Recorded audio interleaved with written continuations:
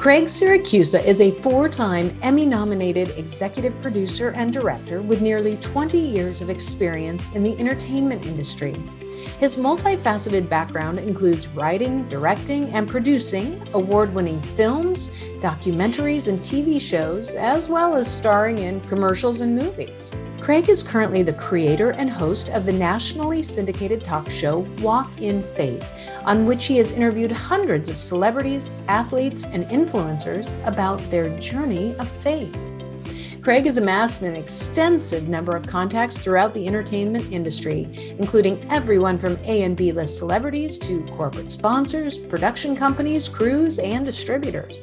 He's also a freelance director, producer, and writer with many ongoing projects and a new book set to be released soon.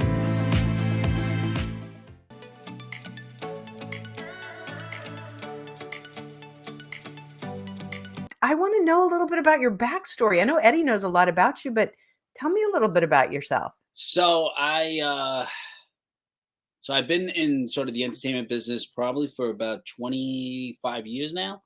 Mhm. I started off as a young adult, young kid, doing some acting, some background work. I did stuff on MTV when I was a kid on TRL, which was, God, it's got to be 20 something years ago. I used to ask questions. I was always involved in entertainment. I always knew that that's where I wanted to be. Started to pursue acting, did okay with it, and then got into more of the production directing side. I was studying with William Esper. It's got to be 15 years ago, and I remember just some of the things that he taught us about just sort of expanding our vision. And I wanted to be the best at what I was doing, but I needed to learn every aspect of the business. So I started to go back to school for directing and producing, and I found my way into making documentaries. I really had a passion about telling a story. So I Mm. started shooting documentaries. One of my first ones was about, I used to take the subway like most of us, and it was the kids that would dance in the subway. I was Yeah. fascinated by them. So they took a liking to me. I traveled with them for about 5 years. I did a documentary called Floating Underground, which was the founders of breakdancing. And it was a Wow. way of using dance as a way of speaking or speaking openly about reducing racism. How could we reduce racism through the use of dance? So Wow. I sort of tackled that topic through dance, which was just sort of interesting. Um, so I did that, and I started to just get into directing and film producing and documentaries and reality shows. And it was always secular, but I always had sort of a vision of inspiring people through my work. I knew it wasn't just to make money, because if I wanted to make money, I wouldn't be in the film business, right? I would do something else. I would have been an investment banker or something. So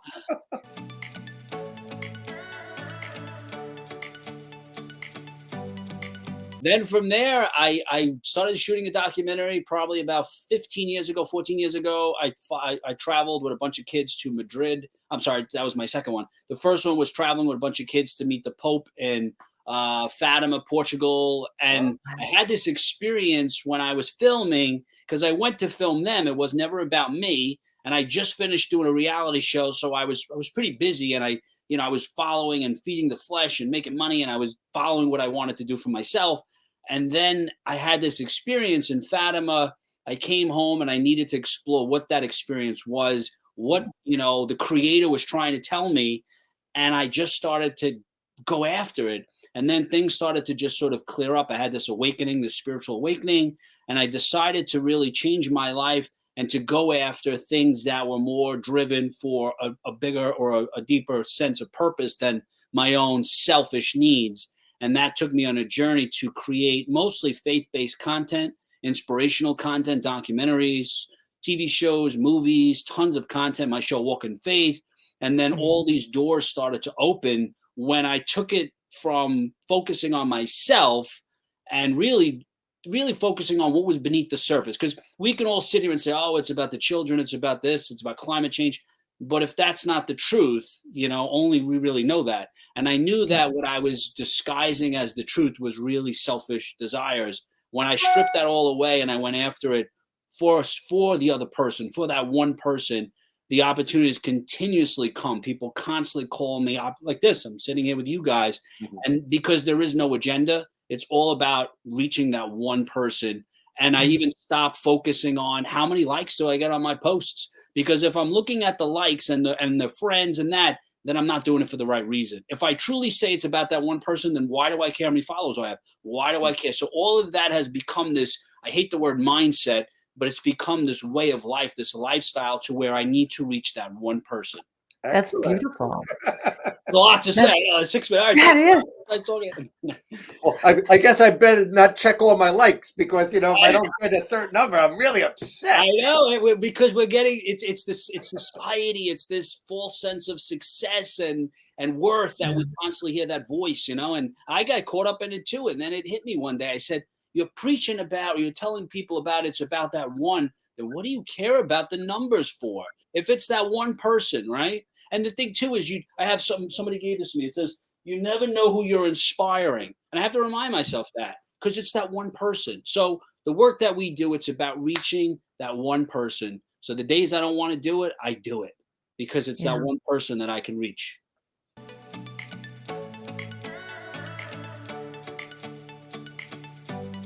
One of the things as you were talking, I was thinking about how important it is if you have a message to make sure that you want to get that message out because somebody needs to hear it, not just because you want to be on TV.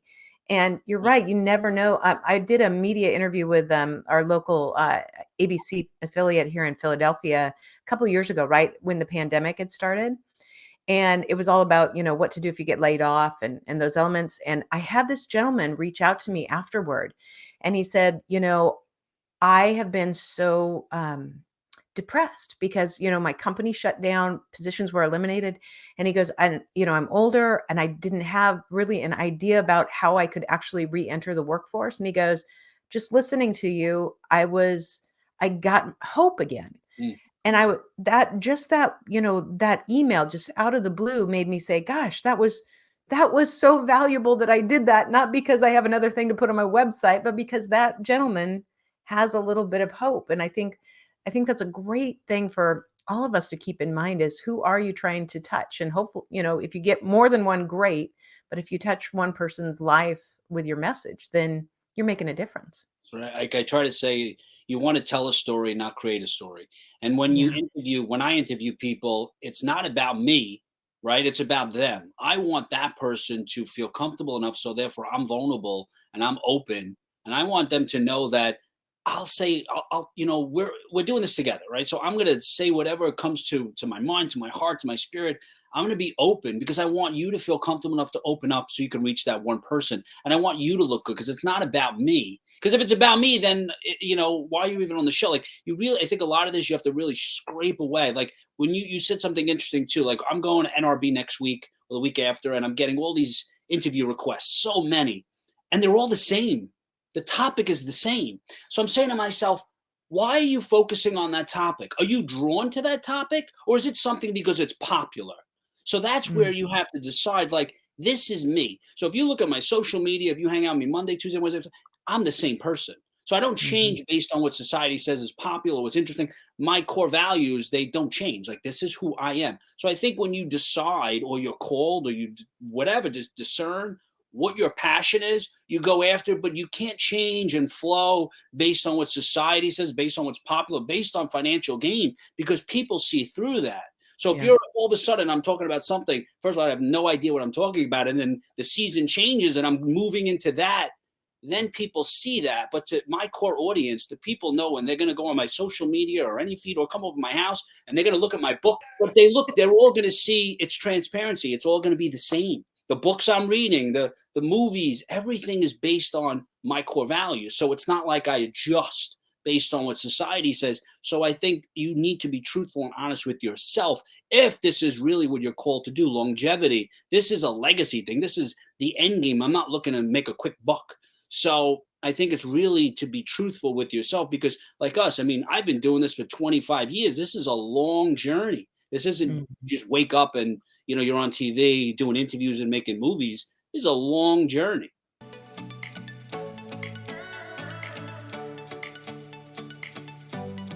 I think if you even go back, the first question you have to ask in this business. So people ask me, why did you get in this business? So I know now the goal and the reason, but in the beginning, it was because I wanted to be famous. I wanted money. I had an insecurity. I wanted to get the women, and I knew if I could go down that route, I would make money. People would recognize me. It would fulfill this insecurity, right? That's what they tell you, right? This is the lie, Hollywood and Right. money and fame, and this is what I thought.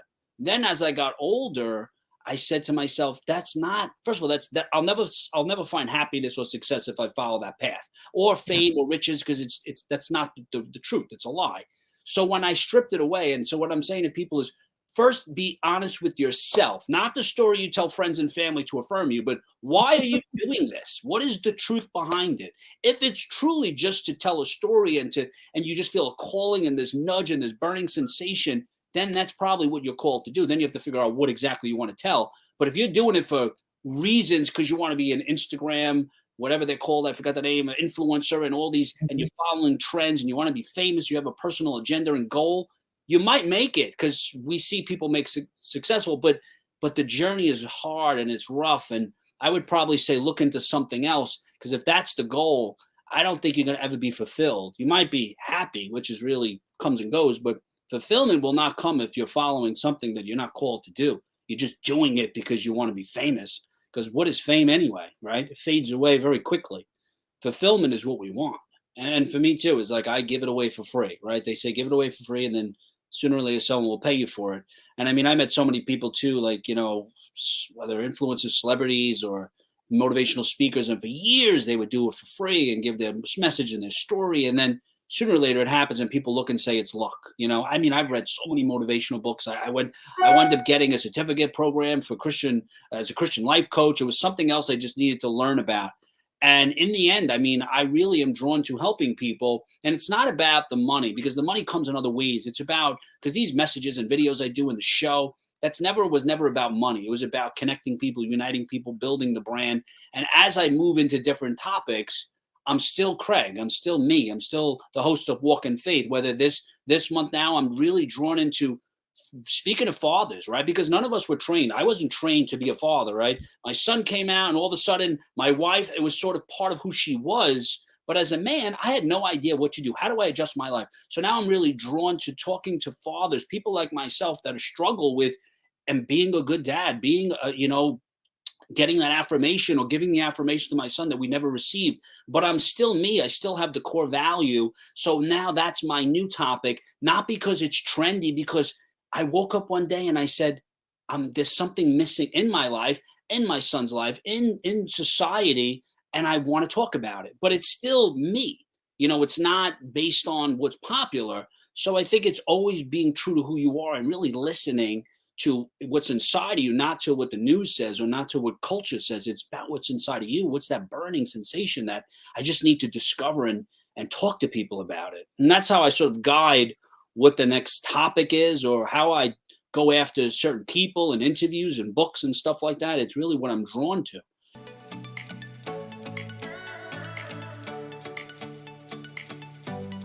So I know a lot of people that are watching this website and all these different videos. There are many people that want to be experts on television, so they're going to get interviewed. You're an interviewer, right? You have your own talk show, Walk in Faith. You've done documentaries, chatting with people. I think you also worked in Entertainment Tonight. Yep. So can you give advice to people that want to be experts? Like, how do they put their best foot forward in an interview or to get interviewed? Like, obviously Entertainment Tonight, you're a celebrity, so you got a movie out or whatever, but regular type people or different experts that might be in medicine or in different health and fitness, what advice can you give to them, number one? And then you are an interviewer. So if a person wants to be a reporter, what advice to be a good interviewee and interviewer? So, I mean, so for me, first thing I did was I went to acting school as a kid. So I learned Meisner, right? And the technique with Meisner is more about the emotional connection that I have. So what I'm able to do, first thing I do, so let's say I have an interview set up, right? First thing I do, and I learned from Lara Spencer, is you do the research. I could read a book in a day. I did an interview last year. It was The Breakthrough with, actually, they were on Good Morning America too. It was, I read the book all night in the morning and did the interview prepared for it. I'm not saying that everyone can do that based on their own schedule, but I do the research. I've done in one day for Entertainment Tonight Canada about 50 interviews. I could do in one day 40, 50 interviews. Those people I did not have any time to prep. They just came at me, but I was quick. But I could do in a day about 5 interviews preparing for them. That means reading the book, doing the research, writing my own questions. I don't want someone writing questions for me, because as I'm writing them, I'm memorizing them. And I memorize almost every single question. Nice. All of that came from acting, from learning how to memorize. The key to an interview beyond the prep, because let me tell you, if you sit down with someone, Mario Lopez, I'll tell you, I gave him a story and he said, I didn't even remember that story. It was about his cousin, I think, that passed away and how it happened and this whole story. And he couldn't believe that I remembered that. How many times I've interviewed people where they look at me and go, how did you know that? Dr. Oz. I mean, I give you 1,000 examples because I did the research, and sometimes they forget or they don't expect you to know that. So I'll do massive research, read the books. I mean, and then for me too, it's beyond the research. There's this emotional connection that you have to make with that person by being open, right? So I'm very open. I always talk about my son, my father, my family, whether they want to hear it or not. It's letting them know I'm putting my guard down, that I'm here to serve you. I'm open. I'm not afraid to talk about myself. So therefore, it gives them the ability to talk about sort of their selves. Sometimes I'll get questions. I remember Michael B. Jordan. I interviewed him. They gave me a list of questions. Dr. Oz happened too, Devon Franklin. And I don't read the questions that they give me. I read my own questions. 90% of the time, it's fine. Dennis Quaid said to me off camera, he's like, dude, like, now I got to think. Why are you giving me? And I said, well, that's what I do. He loved it. He said to me after, we chatted. I interviewed him about 3-4 times, and he always remembers me. So I'm at the Emmys, and he's like, goes on and on about me because he saw that I did my homework, but also I was willing to step out. And I always say to myself, what is the worst they could do? Fire me? Fire me. Right. I mean, you know what I mean? Right. I'm doing an interview. If you don't, that's fine. That's me. They know that. Michael B. Jordan, I interviewed him for Creed, and I went right off script, and we were talking, and he was like, he woke up and we had a wonderful conversation. Wow. Because now I'm giving the viewers something unique and different. Yeah. My questions are always going to be, how'd you emotionally prepare for this? Because that leads to a personal story. Some will share and some won't. But how do you prepare for that? Now, I know because through Meisner, I know you have to really take yourself back to a time, create that emotion, have a connection, whether it's somebody passing away, whatever the story is. So therefore, if I answer that question, I'm very open. So now I'm giving the ability for me to really dive in. Now, most people will answer a question, and if you know a little bit about connecting with them through acting, I look at their face, I look at their mannerisms, and they'll usually say a word or answer the question, and they'll leave it where if you pick up on that question, it's sort of the gateway to the next question. So if they're not willing to answer it, but if you pick up on that and you look at their eyes, it's usually something with the eyes or the hands, and they want you to sort of pick up on that with the follow-up. If you can connect with them and you go into that, that is where the moment happens, where they go, nobody's ever asked me that before. And I'm telling you, I can thousands, but hundreds of people that have cried on camera, broke down, have said to me, I've never been asked that question. Nobody's ever, and they don't listen because they're on to the next question. Right. I sit and listen. I'm present. And every person, I call my wife and go, I just interviewed whoever it was. And they just said that this was the best interview ever. This guy or girl has been interviewed by everyone. And they said that nobody ever listens to me. And these are huge celebrities because I care. So I'm listening to what they have to say. I'm not worried about the next question because why? I wrote my own questions. I did my homework. I'm prepared. Like in acting, I read the script. I memorized my lines. I put it away. I hold the paper as sort of like this just in case. And then I go through, but I know the flow. And as I'm writing the questions, I've answered the questions so I know exactly what they're going to say. Why did you go there? Why did you do the movie? I know the answer. Therefore, I know the follow-up, and I know the flow of the interview. Nice. If they go out of order, I can go back. But if I didn't do my homework, therefore, I'm not prepared. They pick up on that. And then I'm just reading a question. Oh, tell me about the movie. How did you get casted? Everyone asks those questions. Sure. I want to know, what was it like when you had a scene with your father? Since you didn't have a relationship with your father, how did that bring back memories, growing up? They're like, oh, did your father ever tell you he loved you? And obviously these questions are a lot more than these, 3 or 4 words, but it's deep. And then the emotional connection and the acting and everything just sort of kicks in. When I'm asking that question, I'm sympathetic. And if you cry, I'm crying because I'm connected Yeah. emotionally. I'm connected to the story. It's not fake. And then they open up. And I'm telling you, people will sit there and just, I mean, when I try to think of all the interviews in a specific example, it's hard because it happens so much because it's Mhm. real. I mean, it's all the time, whether it's Entertainment Tonight, Walk in Faith, or CBS, it doesn't matter. I connect with that person. And in the end, I build a relationship and a friendship and a bond with that person because we shared a moment. Whether you're crying or I'm crying, we're crying together. And that's where the bond happens. And when I see them again or I reach out to them, we're friends, we're connected because we shared that moment. Because it's not a job to me. It's about reaching that person. So the core values of why I do this all line up with everything that I'm doing. It's not just a task.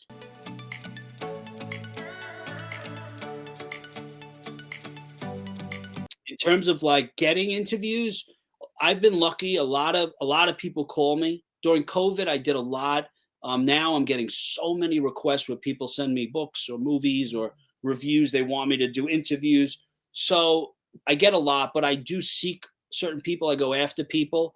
That's sometimes difficult to go after people, email them. If they're authors or people on social media, that's a little bit easier. But when you go after the bigger celebrities, it's usually hard that way, even if you have a great story or you want to because it's all through publicists. So most of the big artists or names, from the Dennis Quays to Dr. Oz's, they'll come through their publicist to me, and I'll interview them that way. But I do go after a lot of people that if I find something that's fascinating, a book, a movie, a story, something that really it's like in line with what I'm trying to tell. But there are some celebrities that I've gone after.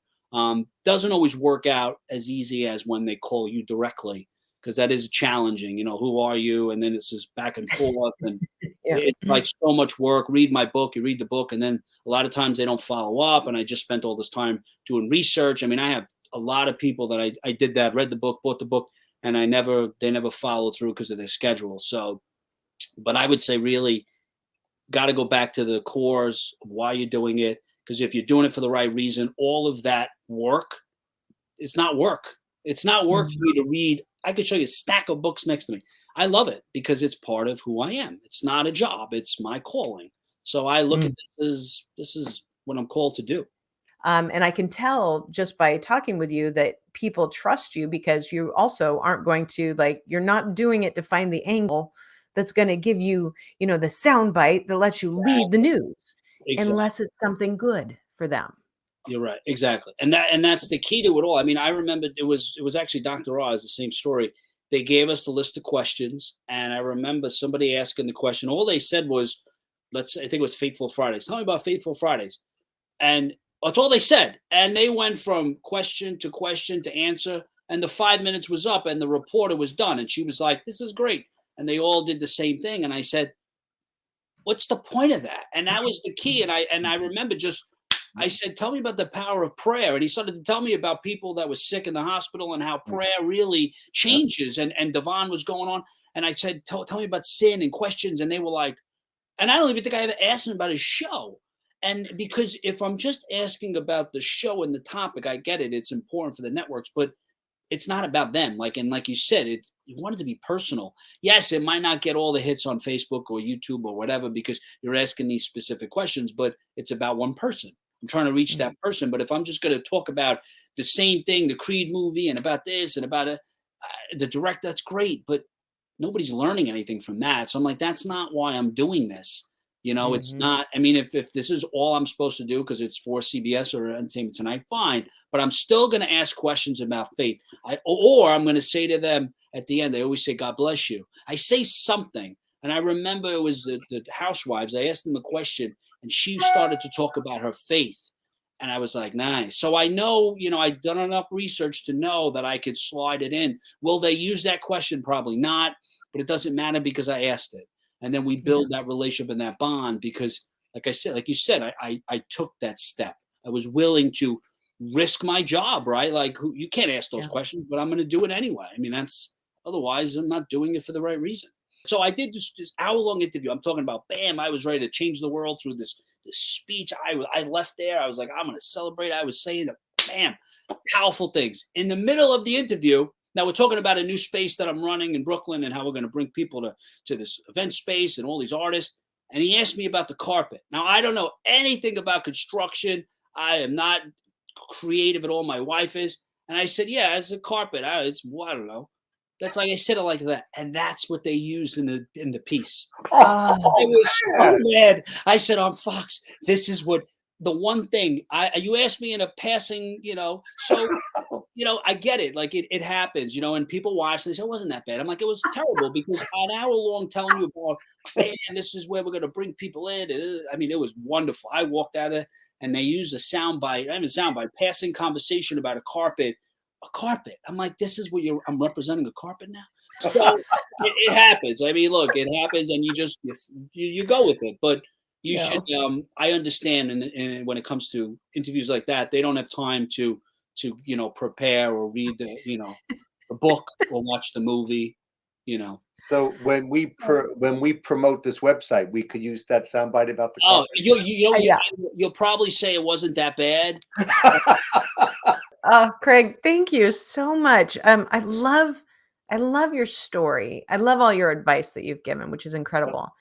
But I really value your story because I just get this sense from you that we don't all have a sense of peace, always. Not all of us have it. Not all of us have it all the time. And I'm not saying that, maybe you have it all the time, but just your thought process, your commitment to wanting to do things for the right reasons, your ability to reflect and to make decisions that are based on what's important to you is incredibly important for all of us to hear. And that has really struck with me and will stick with me after today. And so thank you for that, without a doubt.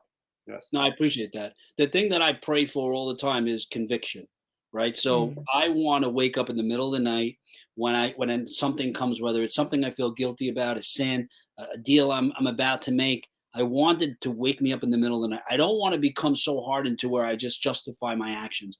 And the thing about being successful or whatever, getting these opportunities, not every opportunity is right. I have an opportunity now that's coming my way. I'm unsure about it. It's a lot of money. And I'm saying, I keep praying about it. I'm like, I don't know if this is right because not every opportunity is the right one. And some people will disguise an opportunity and opportunities can look like it's exactly what you've prayed for. And this is the door and it's going to all work out. And sometimes people lie, manipulate, or the story is different. So you have to really, as my mother would say, sleep on it. When someone presents an idea, I got to think about it. And if I don't feel good about it, I don't do it. Because another opportunity will come my way and then it becomes a distraction. So it's really, we pray and we meditate. We say, I really want this to happen. And then we have a time frame that we create in our mind. And then we expect this piece to connect to that person. And if I meet Eddie, he's going to introduce me to someone on Good Morning America. And I'm going to become, and you create this whole storyline. And then it doesn't work out that way. So then we either change the goalpost, or we see an opportunity come and we sort of say, this is the piece that I've been waiting for. And we just make decisions. But if you take a step back and say, wait, let me think about this. Is this really what I'm called to do? Is this the right move? Is this the right piece? I had an opportunity before COVID. It was a really big opportunity. And I said, I got to talk to, and I have a friend, a spiritual friend. Actually, it's Pastor Jason from The Breakthrough. I called him up. I said, what do you think about this? And he said, not right for you. So you need that person that you could trust. And if I would have took that job or that opportunity, I wouldn't be doing what I'm doing right now because I wouldn't have got the next opportunity that came, which was the opportunity that I believe came from God, which was to run this new event space, to do the show in the space, to travel again, to do what I was called to do. Because I was it was like the carrot, oh, this is right. This is what I should do. But it wasn't. So you have to really be clear and understand before an opportunity comes, like really meditate on it. And if you don't feel good about it, don't do it. Don't try to manipulate. And the worst thing to do is also just to call people and try to get them to agree with you and affirm you. Right. You need that one or two people that you trust, that you could call that is going to be honest with you, not be like, oh yeah, it's a great opportunity. I got to go. You got to have that core, that system that you put in play. And to your other point too, how do I remain sort of like this like every day. It's a lifestyle. It's a routine that I do every day. I have to go to the gym. I have to listen to my podcast. I have to pray. I have to read spiritual books. I have to watch things that are going to inspire me and uplift me. If I don't do that, then I'm sort of off. I am completely off, and then my day starts to go in other directions. Anything that takes me away from that, I don't do. I do inventory on who I talk to, inventory on my friends, inventory on what I watch, what I listen to. And if anything takes me away or distracts me, I cut it out. Because at nighttime, I'll wake up and my convictions will say, you need to cut that out. There's something off. And it's something that is sort of taking me away from that daily routine. You become like a robot. And that's how I'm able to do this all and how I'm able to live my life. I'm just hoping in the middle of the night you don't wake up because of this interview and said, what did I do that interview for? I've only had one where I woke up. I said, man, I shouldn't have said that. But I forgot even what it was, but it probably wasn't that important. But no, I mean, I love to talk to people and help people. You know, that's really it. It's just, you know, the one thing that I look back and it wasn't really a regret, but it was really, if I would have known back then that it wasn't according to what I wanted, my plan, it was according to God's plan or a higher power. Or if I would have known that, I think things would have been different. And I'm not upset about it because it gave me the ability to experience everything, to make these relationships and to talk about it as my story, my testimony. But if I would have known that back then, if I would have pursued, you know, more of the inspirational faith-based full time and not just went after money and these shows and done certain projects that I'm not proud of, I think things would have been different. And I think opportunities would have came a lot sooner. But the minute I realized that it wasn't according to what I wanted, it was about really serving. I'm telling you, the one thing that if people remember, the opportunities will come as long as it's not beneath the surface a lie and it's selfish. If it's truthful, people will see it. People will call you. People will want to work with you. The opportunities will come. It's like it's nonstop. Anytime I'm like, I'm questioning, something comes. And they're not little, it's big and small, but constantly. It's unbelievable because, well, I'm doing this for the right reason. There is no personal agenda at all. This is all to serve. When I worked in, you know, the secular world, Law and Order and all these shows, I would work 14, 15-hour days. And my wife would say, when are you coming home? And I'm like, I have no idea. Ask. And then I would talk to a lot of the set guys, and my brother was with me working. We were doing set dressing on, I forgot what show it was. And I asked a lot of the Teamster guys, and I said, tell me about your relationship and your marriage. And a lot of them would just go, you know, divorced or this, and I haven't seen my kids. And so a lot of them didn't have that same, maybe that they thought they would be able to juggle and balance it all. But if you just show them a schedule of any show, you start early on Monday and you end late on Friday, and you're awake on Saturday, and then you're back to bed early on Sunday. And it's this constant struggle of getting up early and missing the games and missing certain aspects of your family's life. So you just can't kid yourself and say, I want to be the best executive producer, or I want to be, you know, whatever, the next Tyler Perry, and think that everything is going to sort of work out that way. Maybe when you made it, you're able to manipulate it, but the scheduling was just crazy. And that's why I think one of the things now, you know, I wrote an article about what the meaning of sacrifice is, but I learned during COVID that I do want to be home more. I traveled last year or the year before, probably, I don't know, 40 states in a year filming a show. And I was all over the place and I was never home. And I said, is this really what I want to do? Is it worth it? You know, to just the memory that I have my son crying out the window as he says, Dad, and missing everything. And I'm like, is that really what I want? And then what I used to do, and I think I'm going to say most of us do, we would say, this is a sacrifice, but our children and my wife does not understand. And I would say that as I'm sitting at the Marriott bar having a glass of wine and talking to a bartender saying what a sacrifice I was making, and eating steak at their dinner in a fancy restaurant saying this is a sacrifice. And I said, is it a sacrifice, or is the sacrifice really my wife that's home right now, comforting my son while he's crying, saying, where's Dad? Is that the sacrifice? And then we would argue because I would say, you don't see my point. I'm sacrificing it all. And I said, no, there's not really a sacrifice there. That's selfish. I was being selfish because it wasn't really what God was calling me to do. I was doing it because I wanted to travel. I wanted to see the world, and I wanted, for whatever reason, feed the flesh. I don't know, escapism. I don't know what I was doing. So it wasn't really. So you have to be honest. And I advise people to read the article I wrote. It's just, if you look up my name, you'll see it's about really what a sacrifice is. And I learned that, and that was an awakening, and that was because of COVID. Otherwise, I would still be traveling all over the country. We'll put a we'll put a link to it in the notes on this I interview. appreciate that. I really, it's something that I was passionate about. But yeah, I think, Eddie, you hit it on the head, that they really need to be honest and keep that in the back of their mind of the struggle of really of what it takes to make it, you know. And it's not easy. I mean, it's not. No. You know that. I mean, it's not. Amen. I agree. And I feel the same way, because I used to travel all the time and I thought I was going to miss it so much. And now, as I'm starting to travel again, I'm like, is this really what I want? Yeah. Because And I've now been when I shown a different travel, path. I look at the calendar and I say, okay, I can do this in a day. I don't need to spend the extra night, you know. And then I know that that is the sacrifice of not enjoying the hotel, of just going there and doing your job. I mean, we do junkets. I would fly out to LA and be back in 23 hours. And that's a lot. That's a struggle. You know, you're on the plane, Canada, back and forth. Like, that's a lot. But now I'm like, that's the sacrifice, not me laying in the pool, you know, saying, oh my God, this is so tough. I'm filming and interviewing people.